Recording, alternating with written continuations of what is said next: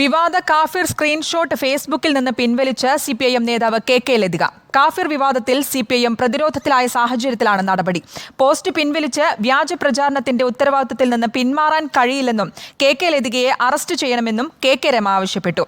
എന്നാൽ വിവാദങ്ങളോട് പ്രതികരിക്കാൻ കെ ലതിക തയ്യാറായില്ല. തെരഞ്ഞെടുപ്പിന്റെ തലേന്ന് ഏപ്രിൽ 25-ന് ഫേസ്ബുക്കിൽ പങ്കുവച്ച വിവാദ വാട്സപ്പ് സ്ക്രീൻഷോട്ടാണ് മുൻ MLA കൂടിയായ കെ ലതിക പിൻവലിച്ചത്. അക്കൗണ്ട് ലോക്കും ചെയ്തു. സ്ക്രീൻഷോട്ടിലെ വിവാദ സന്ദേശം ലീഗ് പ്രവർത്തകൻ മുഹമ്മദ് ഖാസിമിന്റെതല്ലെന്ന് പോലീസ് തന്നെ സ്ഥിരീകരിച്ച് ഹൈക്കോടതിയിൽ റിപ്പോർട്ട് നൽകിയിരുന്നു. വ്യാജ സ്ക്രീൻഷോട്ടാണെന്ന് തുടക്കം മുതൽ തന്നെ UDF നിലപാടെടുത്തിരുന്നു. ഇതോടെ കാഫിർ സ്ക്രീൻഷോട്ട് ആദ്യം പ്രത്യക്ഷപ്പെട്ട ഇടത് സൈബർ പേജായ അമ്പാടിമുക്ക് സഖാക്കളിൽ നിന്ന് പിൻവലിക്കുകയും ചെയ്തു. എന്നിട്ടും കെ ലതിക പോസ്റ്റ് പിൻവലിക്കാൻ തയ്യാറാകാതിരുന്നത് വിവാദമായിരുന്നു. കെ ലതിക പൊതുസമൂഹത്തോട് മാപ്പ് പറയണമെന്നും ചെയ്തത് ക്രിമിനൽ കുറ്റമാണെന്നും കോൺഗ്രസ്.